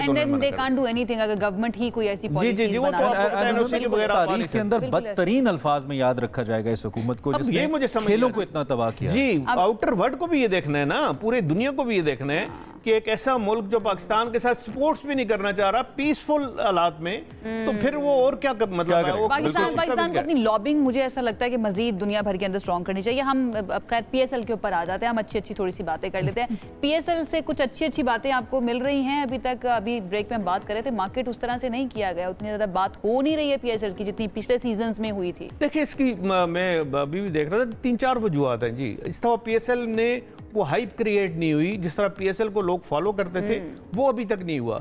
एक तो कोई जो कंपटीशन है ना जी विद इन द टीम्स, वो इतना ज्यादा फीरियस नहीं हो रहा, मतलब इतना क्लोजली एक्साइटिंग क्रिकेट नहीं हो रही। अब इस्लामाबाद है तो पांचों के पांचों मैच बड़ा इजीली जीत गया। अब जो मुल्तान है वो 4 मैच हार गया, एक जो उसने जीता हुआ है बॉटम पे है। और वहां पे आप देखें ना, मैं अभी ये देख रहा था कि देखिए मोहम्मद रिजवान टॉप स्कोरर इस वक्त 300 से ज्यादा रन बनाए हुए हैं, लेकिन उन्होंने टीम के लिए कितना कंट्रीब्यूट किया? कुछ भी नहीं। अच्छा, आधे एक्सट्रीमली आप some out of the chance points table क्या कह रहा है इस वक्त? मैं ज़ल्मी की और ग्लेडिएटर्स की बात कर रहा हूं और सुल्तान की बात कर रहा हूं इस वक्त, क्योंकि बॉटम मुल्तान बिल्कुल बॉटम पे, उसके ऊपर ज़ल्मी है और फिर आगे 3 टीम्स हैं वो बराबर हैं। ठीक है, जो टॉप की आपकी टीम है वो इस्लामाबाद है, 3 के 1 पॉइंट से 6 पॉइंट से, और ज़ल्मी के कम है, और फिर मुल्तान के कोयटा और मुल्तान के चांसेस हैं अभी अगले मैचेस जी। आज का मैच बड़ा इंपॉर्टेंट है। ठीक है, आज का मैच अगर मुल्तान हार जाता है तो they are almost out. Okay, आज का मैच बहुत इंपॉर्टेंट है और एज अ टीम अभी तक मुल्तान नहीं खेली, जो कि अजीब सा लग रहा है। क्या लग रही है आपको मुल्तान की इतनी बुरी परफॉर्मेंस की ओवरऑल पूरे सीजन में? आपको अपनी स्ट्रेंथ पे खेलना पड़ता है, वीकनेसेस को आपको छुपाना पड़ता है, वो स्ट्रेंथ पे नहीं खेल रहे। अब लास्ट मैच में उन्होंने जॉर्डन को और विली को मतलब फॉरेन प्लेयर्स को नहीं खिलाया, वो सारे अपने प्लेयर खिला दिए। फिर आपको पिक किस तरह किया? जब आप कोई फॉरेन प्लेयर पिक करते हैं तो आपने तो 4 खिलाने होते हैं, इससे ज्यादा आप खिला नहीं सकते। तो उनको पूरा यूटिलाइज करना चाहिए अगर आपको परफॉर्मेंस देनी है। अब कॉलिन मिनरो को इस्लामाबाद वाले किस तरह यूटिलाइज कर रहे हैं, अब आप होल्डर को किस तरह यूटिलाइज कर रहे हैं, आप देखें ना। तो उनको जो उनकी विन है या उनको के लिए कंट्रीब्यूट किया जा रहा है, फॉरेन प्लेयर्स कंट्रीब्यूट करते हैं। अच्छा, इस दफा बड़े कुछ लो स्कोरिंग मैचेस भी हमने देखे हैं, जहाँ तक मुझे याद है, आपको बेहतर पता है, पहले दिन से आप ज़्यादा उसको कीनली फॉलो कर रहे हैं, जैसे 148, 46 इस तरह के टारगेट, लो स्कोरिंग भी है, हाई स्कोरिंग भी हुए। देखिए, अब मुल्तान की बात है या ज़ल्मी की बात है, इन्होंने इनका जो थिंक टैंक है ना, उन्होंने ये नहीं देखा कि इस पिच पे 250 भी बन सकता है। अब वो 230 या 235 बना के वहाँ पे समझने काफ़ी है। पिछले मैच में इन्होंने देखा जी 185 बहुत तो स्कोर होगा, शायद अपोनेंट जज ना कर सके, लेकिन वो नहीं हुआ। ठीक है, अब ये जो है, ये ट्रेंड उनको, जो एक आपका थिंक टैंक होता है, जो आपके स्ट्रेटेजी बनाते हैं, प्लानिंग बनाते हैं उस मैच के लिए, उनको जरूर देखना चाहिए कि ये पिचेस जो हैं, या खासकर ये पर्टिकुलर पिच है फॉर दैट पर्टिकुलर मैच, कि इसमें कितने ये रन्स बन सकते हैं। तो अगर आप उतने रन्स नहीं बनाएंगे तो वो चेस्ट नहीं होगा। और आज का मैच इंपॉर्टेंट है दोनों टीम्स के लिए, खास तौर पे जो टीम में बॉटम के ऊपर है, एज के ऊपर है। देखते हैं क्या होता है। जो मुल्तान सुल्तान फैंस है तो डिसअपॉइंटेड बहरहाल हैं ही। So are the Zalmi, so are the Quetta Gladiator fans. Thank you very much Shazi, बहुत शुक्रिया तशरीफ लाए। आपने अहम मौजू पे, इनफैक्ट 2 अहम मौजूआत पे बात की। तो PSL एंड विद दैट जो इस वक्त इंडिया खेलों के अंदर जंग की सी फिजा पैदा कर रहा है, इस पे हमने बात की। अब आगे बढ़ते हैं। कुछ शख्सियात ऐसी हैं, वो यूट्यूब चैनल्स का तस्करा कर रहे थे, आगे जाके फिर भी करेंगे, इन डिटेल ज़रा अनफोल्ड करेंगे, लेकिन फिल वक्त हमारे साथ एक ऐसा यूट्यूबर बच्चा है जिसका कंटेंट कुछ दिन पहले जब हमने देखा तो मैं तो हैरान के साथ साथ बहुत खुश हुआ। परेशान तो नहीं हुए? नहीं, परेशान नहीं हुआ। मैं परेशान हुई कि ये इतना यंग बच्चा और इतना क्वालिटी कंटेंट जो है ना, quality content. I was very happy actually कि जो भी इस बच्चे के लिए कंटेंट राइटिंग कर रहा है, जो भी इस बच्चे को बैकअप सपोर्ट दे रहा है, वो बहुत ही कमाल है। वो चाहे उसके पेरेंट्स हैं, उसके बहन भाई हैं, जो भी हैं, 3.5 lakh within no time. We are talking about Talha Ahmed by the way. और तलहा साहब इस वक्त हमारे साथ मौजूद हैं, पाकिस्तान के सुपर यूट्यूबर हैं या सुपर कंटेंट क्रिएटर हैं। उनसे बात करते हैं। तलहा, वेलकम टू सबसे आगे। This is Imran and Ayesha.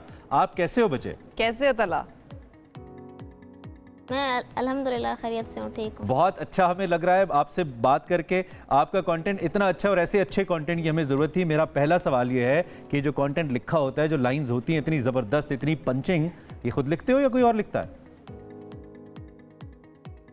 बिल्कुल, ये मैं खुद लिखता हूँ क्योंकि स्क्रिप्ट में खुद लिखता हूँ। फिर ये है कि इसके बारे में एक्टिंग की जाती है और अल्हम्दुलिल्लाह स्क्रिप्ट में हाथों से लिखता हूँ अपने।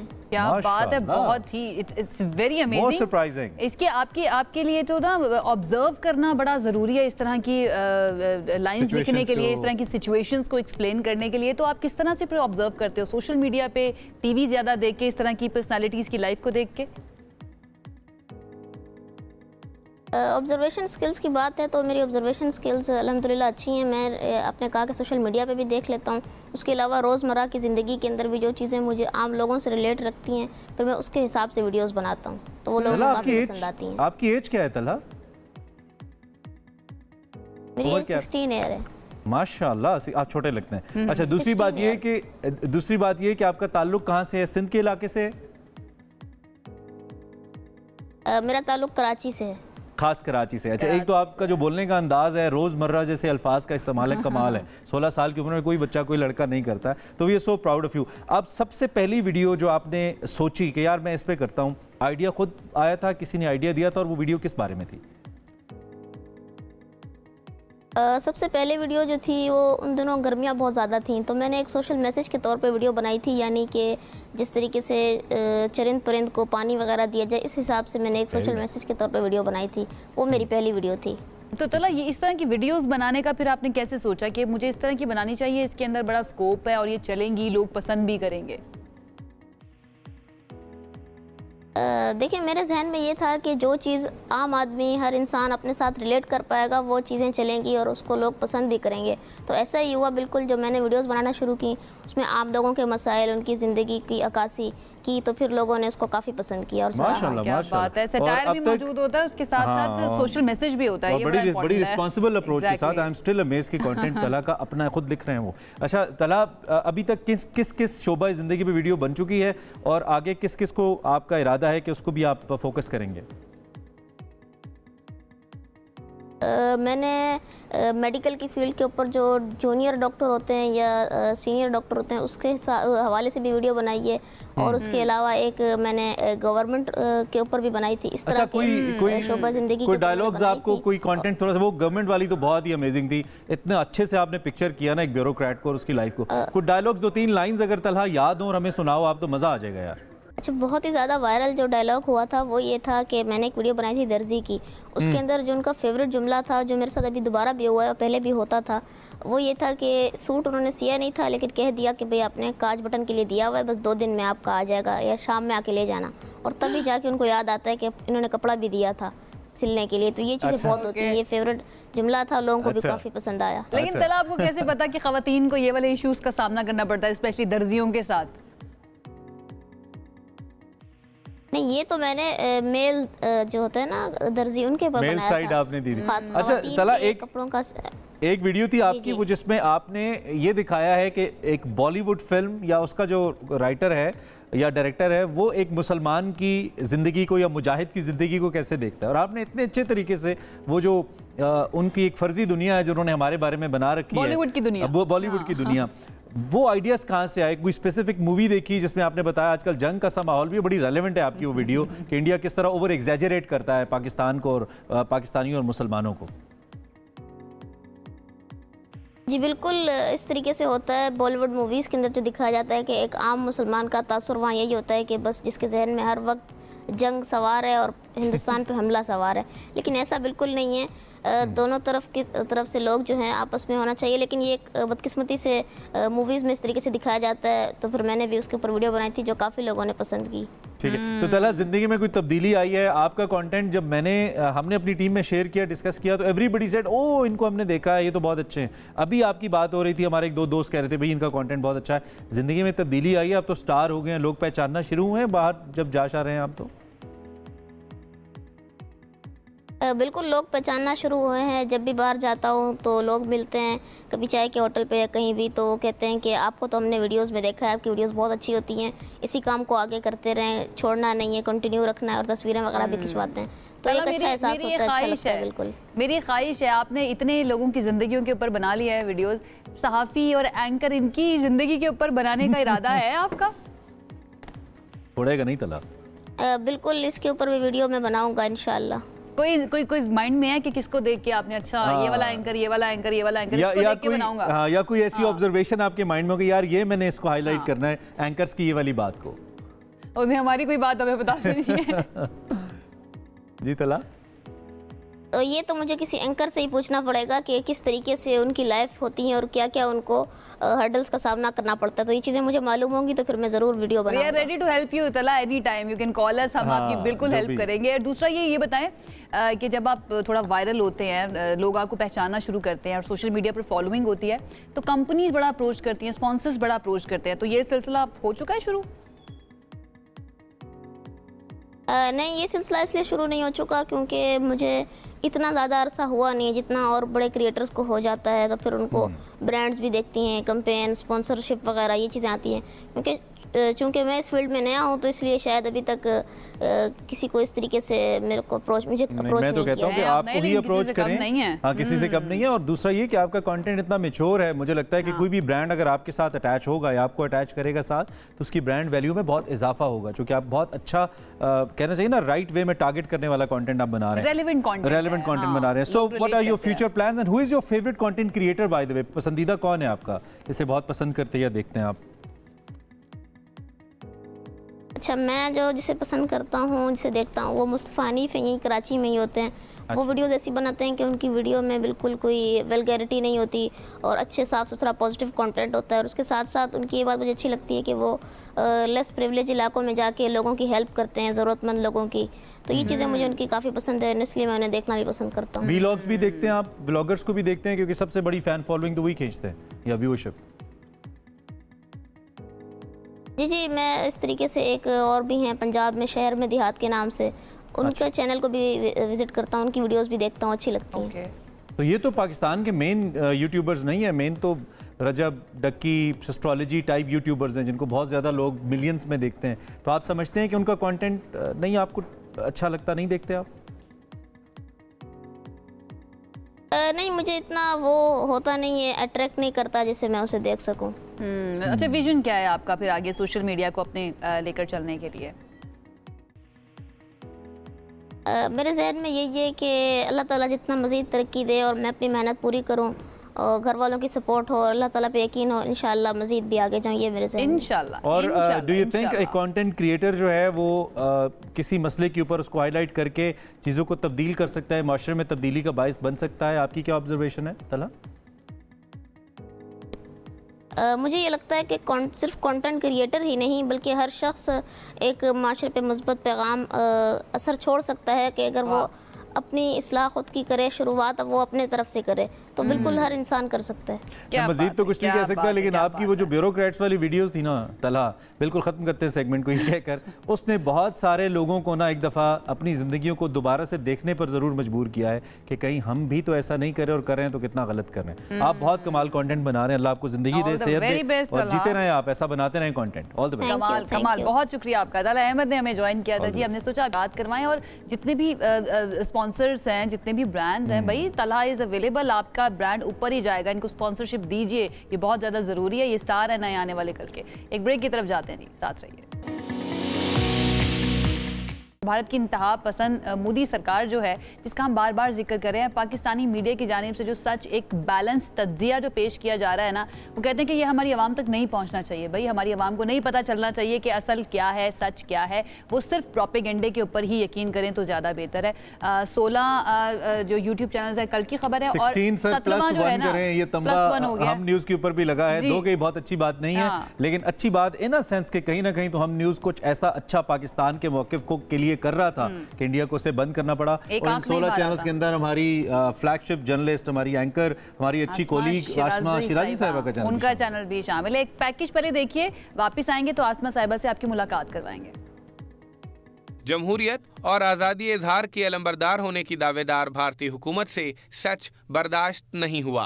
पहलगाम वाक़े पर हक़ाइक़ और गैर जानिबदार तज्ज़िये नशर करने पर भारतीय हुकूमत के हुक्म के बाद हम न्यूज़ के यूट्यूब चैनल समेत 17 यूट्यूब चैनल्स पर भारत में पाबंदी लगा दी गई। अब अगर कोई इन यूट्यूब चैनल्स को विज़िट करना चाहेगा तो उसे इन चैनल्स पर यह पैगाम दिखाई देगा कि ये मवाद इस मुल्क में इस वक्त दस्तयाब नहीं है। हुकूमत के हुक्म के बाद इस मवाद को ब्लॉक कर दिया गया है। हम न्यूज़ को यूट्यूब की जानिब से भेजी गई ईमेल में कहा गया है कि हम न्यूज़ के यूट्यूब चैनल को भारत सरकार के हुक्म के मुताबिक भारत में बंद कर दिया गया है। भारतीय हुकूमत के हुक्म के बाद भारत में जिन चैनल्स पर पाबंदी लगाई गई है उनमें हम न्यूज़, जियो न्यूज़, ARY, समा टीवी, डॉन न्यूज़, बोल न्यूज़, सुनो और सहाफ़ी आसमा शिराजी समेत दीगर चैनल्स शामिल हैं। भारत सरकार की आज़ादी इजहार के ख़िलाफ़ इस हरकत के बाद भारत में नाजरीन हम न्यूज़ समेत पाकिस्तानी चैनल्स यूट्यूब पर नहीं देख सकते, लेकिन VPN के ज़रिए अब भी सच की तलाश में भारतीय अवाम इन चैनल्स को देख सकते हैं, जिनके ज़रिए वो मोदी सरकार के जाली दावों के बाद पैदा होने वाली मजमूई सूरत हाल और दुरुस्त हक़ाइक़ से आगाही हासिल कर सकते हैं। चलें, कम से कम अल्हम्दुलिल्लाह रब्बिल आलमीन तमाम उन यूट्यूबर्स को including the channels and the administration and the journalist, आप सबको बहुत मुबारकबाद।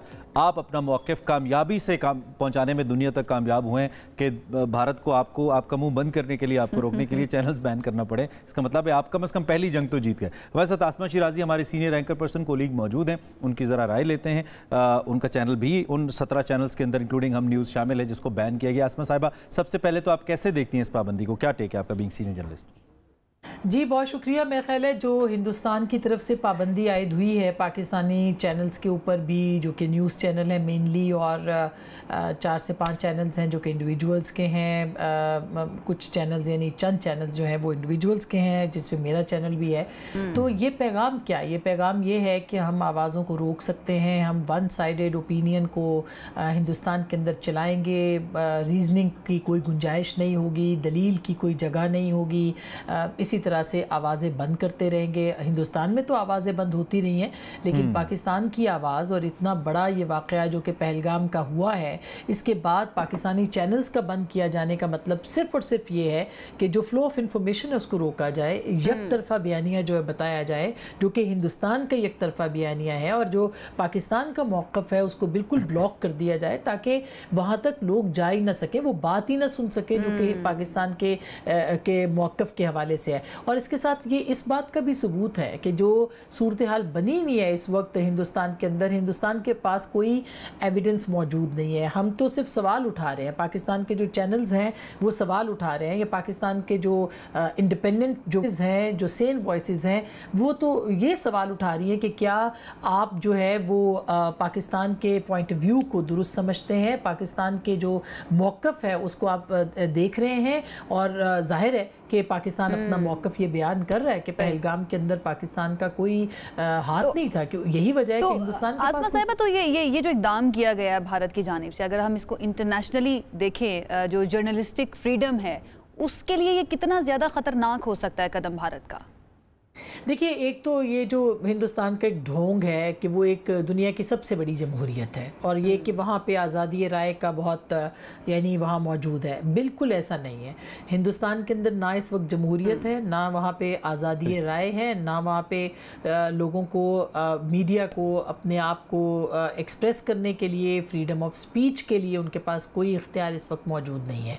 इस वक्त पूरा हिंदुस्तान का मीडिया एक स्टेट कंट्रोल मीडिया है, जो उनको उनका होम डिपार्टमेंट डिपार्टमेंट फीड करता है, जो उनको उनकी वजारत ख़ारजा ब्रीफ करती है, उसके अलावा वो कोई और सवाल नहीं पूछते, वो कोई इन्वेस्टिगेशन नहीं करते, वो कोई इंडिपेंडेंट क्वेश्चन। ये तो बहुत खतरनाक ट्रेंड है। आप 1.5 अरब लोगों के माइंड को हाईजैक करके अपनी तखरीबी कार्रवाइयों को और अपने इलेक्टोरल इंटरेस्ट को प्रोटेक्ट करने के लिए आप उनके माइंडसेट को उधर लेके जा रहे हैं, और उस 5th जनरेशन वॉरफेयर का असर भी हमें नजर आता है। फिर जो हिंदुस्तानी यूथ है, the way they see Pakistan and Pakistan army, आप इस रुझान को किस जानिब जाता देख रही हैं, जो मीडिया वॉर है? देखिए, मेरा नहीं ख्याल कोई मीडिया वॉर है। एक तो हिंदुस्तान का जो मीडिया है वो तो वन साइडेड ओपिनियन दे रहा है। उनके चैनल्स देखें तो जिंगोइज्म चल रही है, वहाँ पे कोई जर्नलिज्म नहीं है। जिस तरह से वहाँ पे मीडिया काम कर रहा है, ऐसे लग रहा है कि एक ऐसी सिचुएशन है जिसमें कि वो खुद ब खुद अपने आप को जंग में उन्होंने ला के खड़ा कर दिया है। तो पाकिस्तान का मीडिया एक मैच्योर मीडिया है। पाकिस्तान के मीडिया को पता है कि क्राइसिस में किस तरह से रिपोर्ट करना है। पाकिस्तान का मीडिया सवाल उठा सकता है। पाकिस्तान का मीडिया बाइख्तियार और मुख्तदर हलकों से भी सवाल उठाता है, लेकिन ये जुर्रत हिंदुस्तान के पास नहीं है, उनके मीडिया के पास नहीं है। तो मेरा ख्याल है कि वो एक इन्वायरमेंट क्रिएट कर चुके हैं कि पाकिस्तान के ऊपर हमले की तैयारी की जाए, दुनिया का एक इन्वायरमेंट बना दिया जाए कि पाकिस्तान पर जो हमला है वो जस्टिफाइड है। ये जाने बगैर कि पूरी दुनिया इस वक्त मौक़िफ़ की बात करेगी, सवाल की बात करेगी, वो दलील की बात करेगी, वो ये पूछ रही है हिंदुस्तान से कि उनके पास सबूत क्या है। और ये न्यूयॉर्क टाइम्स ने इसको रिपोर्ट किया है। ये मैं नहीं कह रही कि हिंदुस्तान के पास ताहाल कोई सबूत नहीं है, इसीलिए जंग के और शायद यही सवाल जो पाकिस्तानी चैनल्स की जानिब से बार बार उठाए जा रहे हैं, और डेफिनेटली जो इंडियन व्यूअरशिप है वो भी ये देख रही है, और उनके जहनों में भी सवाल होता होगा कि भाई प्रूफ क्या आपके पास। आपने भी कई मरतबा सवाल यही उठाया अपने चैनल के थ्रू। तो अब उन तमाम व्यूअर्स के लिए जो भारत में आपके मौजूद हैं, आपके पास कोई और स्ट्रैटेजी, किसी और ज़रिए से आप उन तक पहुँचने के लिए कोशिश कर रही हैं? देखिए, हमारे पास कोई मुतबादिल हिकमत अमली नहीं है, सिवाय इसके कि हम सवाल उठाते रहें, बात करते रहें, हक़ाइक़ बयान करते रहें। हम कोई जिंगोइज़म नहीं कर रहे, हम पर्टिनेंट क्वेश्चंस रेज़ करते हैं, हम लोगों को हक़ाइक़ बताते हैं, फैक्ट्स बताते हैं, पाकिस्तान की पोजीशन क्या है वो बताते हैं। अगर पाकिस्तान कभी गलत भी होता है तो हम सवाल उठाते हैं, मगर इस मौके के ऊपर ये सवाल जो हम उठा रहे हैं, यही वजह है कि वहाँ पर पाकिस्तान के चैनल्स को बंद किया गया है।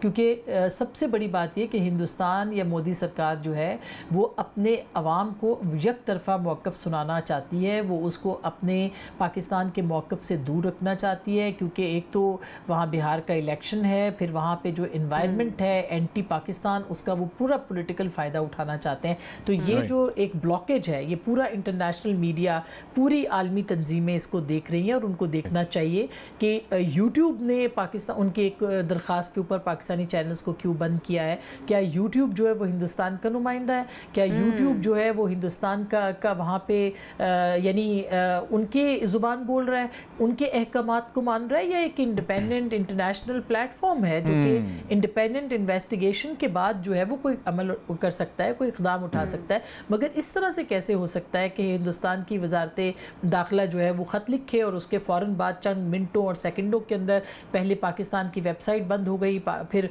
पाकिस्तान के न्यूज़ चैनल्स बंद हो गए। तो मेरा ख्याल है कि ये बहुत सारे सवाल है, यही जो सवालात बार बार उठाए जाते हैं ना पाकिस्तान की जानिब से, जो सेन है, लॉजिकल है, यही भारत को पसंद नहीं आते। बहुत शुक्रिया। एक तो ये कि हम हमारे सभी सहाफ़ी और चैनल्स खिराज तहसीन के मुस्तहिक हैं। जब वहाँ पे पहलगाम अटैक हुआ, हम सब ने उसे कंडेम किया, ह्यूमन लाइफ्स के नुकसान के ऊपर अफसोस का इजहार किया, बगैर किसी मजहब को जाने, बगैर किसी कौमियत को जाने, इंसानी जान के ज़िया को ज़िया करार दिया। और उसके साथ साथ अगर हम जाफर एक्सप्रेस के ऊपर अटैक की बात करें तो इंडियन मीडिया मॉक कर रहा था उसको पाकिस्तान के हवाले से। तो पाकिस्तान मीडिया ने अपना एक अपर हैंड रखा है। आसमा साहिबा, once again thank you very much and all the best. सबसे आगे में यहाँ पर वक्त हुआ एक ब्रेक का, हम अभी वापस आ रहे हैं। Stay with us. Welcome back once again. एक बहुत अहम मसला है, खुशी इस बात की है कि वो अच्छे से सेटल होने जा रहा है और काफ़ी हद तक हो गया अल्हम्दुलिल्लाह। ये नहरों का मामला है, हमने भी आपको आगाह रखा। सिंध में भरपूर एहतजाज का सिलसिला इस हवाले से जारी है। कुछ रिपोर्ट्स ये भी आ रही हैं काफ़ी हद तक मामला सेटल होने की जानिब जा रहे हैं। गुज़िश्ता रोज़ अगर बात करें तो कराची में जो मलीर कोर्ट है उसके बाहर वुकला ने एक मुजाहिरा किया, सड़कें ट्रैफिक से बंद कर दी गई। इस दौरान शहरियों और ट्रांसपोर्टर्स को शदीद मुश्किलात का भी सामना करना पड़ा। फिर इसी तरह जो मुजाहिरीन हैं उन्होंने ऐलान किया कि मुतालबात की मंजूरी और बाज़ाबिता जो नोटिफिकेशन नोटिफिकेशन है उसके इजरा तक ये एहतजाज जारी रहेगा। दूसरी जानिब अगर सिंध के अंदरूनी इलाकों की बात करें, जैसे उबाड़ो है, गम्बट है, लाड़काना है, यहाँ पे भी रैलियाँ निकली। फिर इसी तरह नौशहरो, फिरोज, मोरू, क्या कहते हैं, दादू है, बहुत सारे ऐसे इलाके हैं जहाँ पे सख्त किस्म की नारेबाजी भी की गई, एहतजाज भी किया गया और ये सिलसिला उस वक्त तक जारी रखने का कहा गया जब तक ये मसला हल नहीं हो। अच्छा, मसला जो है वो कहा जा रहा है कि हल हो गया है क्योंकि सीसीआई का इजलास हुआ था और इस इजलास के अंदर ये फैसला हुआ कि जब तक मुश्तरका मफादात काउंसिल कोई मुतफ़िक़ा तौर पर फैसला नहीं करती है, कोई भी प्रोजेक्ट जो है उसको अमली जामा नहीं पहनाया जाएगा। लेकिन एहतजाज होता रहा और अब ये खबर आ रही है कि बहुत हद तक खत्म हो गया, चंद इलाके रह गए जहाँ पर अभी भी चल रहा है और शायद जब तक हम बात करें वहाँ पे भी खत्म हो ही जाए। सादिया जावेद साहिबा हमारे साथ मौजूद है, तर्जुमान सिंध हुकूमत है, उनसे इस बारे में बात करते हैं। Sadia, thank you so much हमें ज्वाइन करने के लिए। सबसे पहले तो ये सिंध गवर्नमेंट जो है वो किस तरह से देख रही है इस सारी सूरत हाल को और इन एहतजाज जो चंद जगहों पर रह गए इनको खत्म करने के लिए कोई इक़दाम उठाए गए हैं? बिस्मिल्लाहिर्रहमानिर्रहीम। पहले तो मैं आपको ये बताऊं कि कल जो सीसीआई का इजलास हुआ उसका जब एलानिया जारी हुआ तो इस वक्त सिंध में तमाम एहतजाज जो हो रहे थे, रास्ते सड़कें बंद थी, वो तमाम खुल गए हैं। एहतजाज ख़त्म कर दिया गया है। जो वकील हजरात एहतजाज में थे उन्होंने भी सुबह 9 बजे ऐलान कर दिया है। तमाम जमातें और सिंध के अवाम जो सरापा एहतजाज थे वो इस वक्त एहतजाज ख़त्म हो गया है क्योंकि कल सीसीआई के इजलास में ये वाज़ेह किया गया है कि जो मुतनाज़ा नहरों का मंसूबा था उसका जो केस केयर टेकर गवर्नमेंट के टाइम पर सीसीआई को भेजा गया था उसको रिजेक्ट कर दिया गया। सादिया, ये भी कहा गया था ना इन मुजाहिरीन की जानिब से कि जब तक उनके मुतालबात नहीं माने जाते हैं और जब तक बाकायदा तौर पर नोटिफिकेशन जारी नहीं होता है तब तक वो अपने मुजाहिरे ख़त्म नहीं करेंगे। तो उनसे कोई बातचीत की गई इस सिलसिले में और बाकायदा नोटिफिकेशन के बारे में भी बताइएगा। जी, कल रात को जो है वो सीसीआई का प्राइम मिनिस्टर पाकिस्तान शहबाज शरीफ साहब की क़यादत में इजलास हुआ था जिसमें चारों सूबों के चीफ मिनिस्टर मौजूद थे। उस इजलास में जो इरसा का पंजाब के लिए पानी का नोटिफिकेशन जारी किया गया था उसको भी रिजेक्ट किया गया और ये जो मुतनाज़ा 6 कनालें थी इसका भी मंसूबा जो था जो प्रपोजल था उसको रिजेक्ट किया गया है। रात को जो है रात को ही उसका एलानिया जारी कर दिया गया था। नोटिफिकेशन की कॉपी इशू कर दी गई थी। उसके बाद चीफ मिनिस्टर सिंध मुराद अली शाह और जाम खान शोरो जो इरिगेशन मिनिस्टर सिंध हैं जिनको सिंध का मुकदमा लड़ने के लिए पीपल्स पार्टी ने जिम्मेदारी सौंपी थी, उन्होंने प्रेस कॉन्फ्रेंस में ऐलान किया कि ये मंसूबा मुतनाज़ा मंसूबा ख़त्म कर दिया गया है और उन्होंने ये खुशखबरी सुनाई है। उसके बाद सिंध में तमाम जहां कहीं भी एहतजाज हो रहे थे उनको ख़त्म कर दिया गया है। और ये जो सीसीआई का इजलास हुआ है, डेफिनेटली पीपल्स पार्टी ही चाहती थी कि ये मुतालबात माने जाएं और इस प्रोजेक्ट के ऊपर इम्प्लीमेंटेशन ना हो जब तक मुतफ़िक़ा तौर पर कोई फैसला नहीं होता। कोई ऑल्टरनेट प्रपोजल दिया है पीपल्स पार्टी ने सीसीआई के इस इजलास में? देखिए, ये पीपल्स पार्टी का मुकदमा chairman Pakistan Peoples Party Bilawal Bhutto Zardari साहब खुद लड़ रहे थे। हमारा वाज़ेह पैगाम था कि पाकिस्तान के सिस्टम में इस वक्त पानी की कमी है और अगर हम कोई नए मंसूबे बनाएंगे तो हम ऑलरेडी शॉर्टेज में हैं और क्योंकि हम टेल एंड हैं तो हम सबसे बड़े विक्टिम बनेंगे और सिंध में पानी का बहरान हो जाएगा। लोगों को फसलें उगाने के तो बहुत दूर की बात है, पीने के पानी का बहरान हो जाएगा। तो अब ये मंसूबा ख़त्म हो गया है। बिल्कुल मॉडर्न टेक्नोलॉजीज़ पर जैसे कि ड्रिप इरिगेशन, बाकी दुनिया में जिस तरह कम पानी के इस्तेमाल से ज़्यादा एग्रीकल्चर की प्रोडक्शंस हासिल की जाती हैं, उस मंसूबे पर सिंध हुकूमत ऑलरेडी काम कर रही है और फेडरल गवर्नमेंट ने भी इस बात को माना है और अब वो मॉडर्न लाइंस और मॉडर्न टेक्नोलॉजी के थ्रू जो है पानी के उस पे काम करेंगे, लेकिन ये नहरें नहीं बनेंगी जब तक तमाम सूबों में कंसेंसस नहीं होगा, कोई वाटर कैनालिंग का प्रोजेक्ट नहीं बनेगा। राइट सादी साहब, थैंक यू वेरी मच। आपका मौके हम तक पहुंचा, चूंकि आपसे पहले हम कोऑर्डिनेशन में थे। वी सो वांटेड कि ये सिलसिला सेटल हो, और अच्छा है अगर आप जैसे बता रही हैं कि इसको बामी अफाम और तफहीम के साथ हल किया गया, ऐसे ही होना चाहिए। अप्रिशिएट करना चाहिए सभी पॉलिटिकल स्टेक होल्डर्स को कि उन्होंने मिलजुल कर इस मसले को बहुत ही मैच्योरली इसको रिजॉल्व की तरफ लेकर गए हैं। बहुत शुक्रिया वंस अगेन सादिया आपका। अब एक ब्रेक की तरफ जाते हैं, आप हमारे साथ ही रहिएगा। ब्रेक के बाद एक मरतबा फिर से आपको कहेंगे खुश आमदीद। पाकिस्तान की जानिब से चंद इकदाम किए गए हैं, ख़ास तौर पर इस वक्त जो सिचुएशन चल रही है पाकिस्तान और भारत के दरमियान। भारत तो कोशिश कर रहा है एस्केलेट करने की, लेकिन पाकिस्तान बड़ा रिस्पॉन्सिबल ही जवाब दे रहा है, और बड़ा ज़रूरी भी है जवाब देना। पाकिस्तान के रास्ते अफगानिस्तान से जो तिजारत होती थी भारत की, उसको पाकिस्तान ने बंद कर दिया। उसकी वजह से भारत को 1 अरब 14 करोड़ डॉलर का अभी तक नुकसान हो चुका है। पाकिस्तान बिजनेस फोरम जो है वो ये बता रहा है कि भारत की अफगानिस्तान के साथ तिजारत का बड़ा हिस्सा पाकिस्तान की ज़मीनी राहदारी के जरिए होता था, लेकिन भारत जो है आई डोंट नो, मुझे समझ नहीं आ रही भारत चाह क्या रहा है, अपना और नुकसान करवा लिया। पहले फ़ज़ाई हुदूद बंद करवा ली, अंडर एस्टिमेट कर रहा था भारत। आपको बताऊं, भारत को आशा उम्मीद ही नहीं थी कि पाकिस्तान ये करेगा। ये जितनी बातें आप बता रही हैं लोगों को, ये इंडिया के लिए ऐसा सरप्राइज था कि उनको था कि ठीक है कंडेम करेंगे और दुनिया की तरफ भागेगा पाकिस्तान की कोशिश की, पाकिस्तान डरा नहीं और दुनिया की तरफ पाकिस्तान भागेगा कि खुदा का वास्ता ये खोल दें, ये ना करें। पाकिस्तान ने कहा ऐसा नहीं, अच्छा आप एक चीज़ कर रहे हैं, ये ले हम 1.5 करते हैं आपके लिए, अब आप बताइए आप क्या करेंगे। खैर वो जो डिटेल आप बता रही हैं, तो एनुअली तकरीबन 64 करोड़ डॉलर मालियत का सामान ऐसा है जो पाकिस्तान की राहदारी इस्तेमाल करते हुए अफगानिस्तान इंडिया से जाता है ओब्वियसली वाया ट्रेड मीन्स, और इस तजारती राहदारी की जो बंदिश है उसने भारतीय जो बरामद कुनंदगान एक्सपोर्टर्स हैं इनको मुतबादिल और ज़्यादा महंगे रास्ते तलाश करने पर मजबूर कर दिया है। अब हवा से भी आपका रास्ता बंद, ज़मीन से भी आपका रास्ता बंद, और आप इस पर खुश हो कि आप पानी रोकेंगे जो रोकने के वसाइल ही नहीं अभी आपके पास। आपने किया क्या अपनी कौम के साथ और कैसे बेवकूफ़ बना रहे हैं, इसी पे हमने बात की। इस पर हम बात कर रहे थे। हमारे साथ फरहान बुखारी साहब मौजूद है, हर रोज़ हमारे शो का हिस्सा होते हैं। उनकी तरफ चलते हैं, उनसे जानते हैं कि भारत आखिर करना क्या चाह रहा है। फरहान साहब thank you so much join करने के लिए। सबसे पहले तो ये जो भारतान हुआ है, what do you think, dent डाला है उसकी मईशत के अंदर या कोशिश हुई है इस इकदाम से? अभी तो चूंकि शुरुआत है, लेकिन नुकसान जैसे जैसे आगे बढ़ेंगे रोज़ नुकसान हो रहे हैं, और ये कम कोई नुकसान नहीं है। अच्छा, इसके अलावा आपने हवाई और ज़मीनी रास्ते की बात की। अब तो जो समुंदर का रास्ता है वो भी गैर महफूज हो गया है, क्योंकि पाकिस्तान का ज़ाहिर है अपना एक नेवी का एक दिफाई निज़ाम है जो कि वहाँ पे अब ज़रूर होगा मौजूद।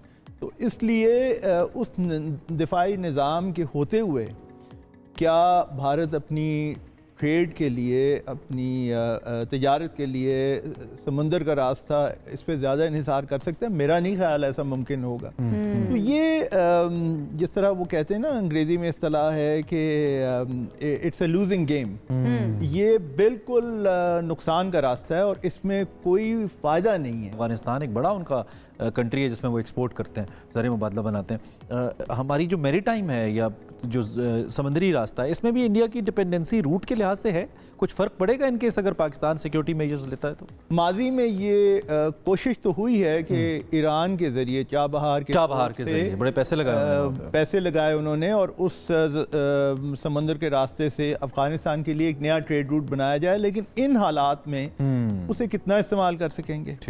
अच्छा, फिर भारत की बात आती है तो माशी नुक्ता नज़र से इतने तजादाद आपको मिलते हैं, ख़ास तौर पे अगर आप भारत जाएं। अभी हाल ही की खबर है कि 7.5 अरब डॉलर के नए लड़ाका तैयारे जी अभी आज ही हमने कवर किया उसको खरीदने का उन्होंने एक वायदा किया है। ये एक तरफ है, लेकिन मैंने खुद पिछले चंद साल हो गए अब इस वाक़े को, और आज भी सूरत हाल वही है। दिल्ली की सड़कों पे कुछ इलाके ऐसे हैं जहाँ पे फुटपाथ पे लोगों को सोते हुए देख जी। मुंबई में गुर्बत एक दफ़ा मैं जा चुका हूँ, वो उस इंतहा की है कि जिसका तस्करा बयान से बाहर सड़कों पे नज़र आती है, सड़कों पे नज़र आती है। और अब इस वाक़े को कई साल हो गए, लेकिन एक दफ़ा हम चंडीगढ़ से ट्रैक 2 वहाँ पे मीटिंग थी, वहाँ से वापस पाकिस्तान आ रहे थे वाघा की तरफ, तो रास्ते में सड़क के एक तरफ एक मैयत पड़ी हुई थी जिस पे चादर डाली हुई थी, और लोग बहुत से जमा थे। उनसे पूछा कि भाई, तो उन्होंने कहा कि जी ये बिहार से आया था मजदूर क्योंकि वहाँ से गरीब मजदूर आते हैं और यहाँ पे सड़क पार करते हुए से गाड़ी लगी और ये ख़त्म हो गया। अब हमें ये भी नहीं पता कि ये मुसलमान है या गैर मुस्लिम है या किस तरीके से इसकी तजहीज़ व तकफीन होगी, ये भी हमें पता नहीं। यहीं से हम प्रायोरिटीज़ का अंदाज़ा लगा सकते हैं ना भारत की, कि अब हम कल ही बात करें 23 करोड़ से ज़्यादा ऐसे लोग हैं, ऑलमोस्ट पाकिस्तान की आबादी के बराबर हैं, जो गुर्बत का शिकार है राइट नाउ भारत के अंदर। अब ऑल्टरनेट रूट्स डेफिनेटली अफगानिस्तान के लिए भारत तलाश करने की कोशिश करेगा। उसमें कितना ज़्यादा खर्चा उसका बढ़ सकता है और कितना नुकसान हो सकता है? देखिए, आप दुनिया में कई चीज़ें बदल सकते हैं लेकिन जोग्राफिया नहीं बदल सकते।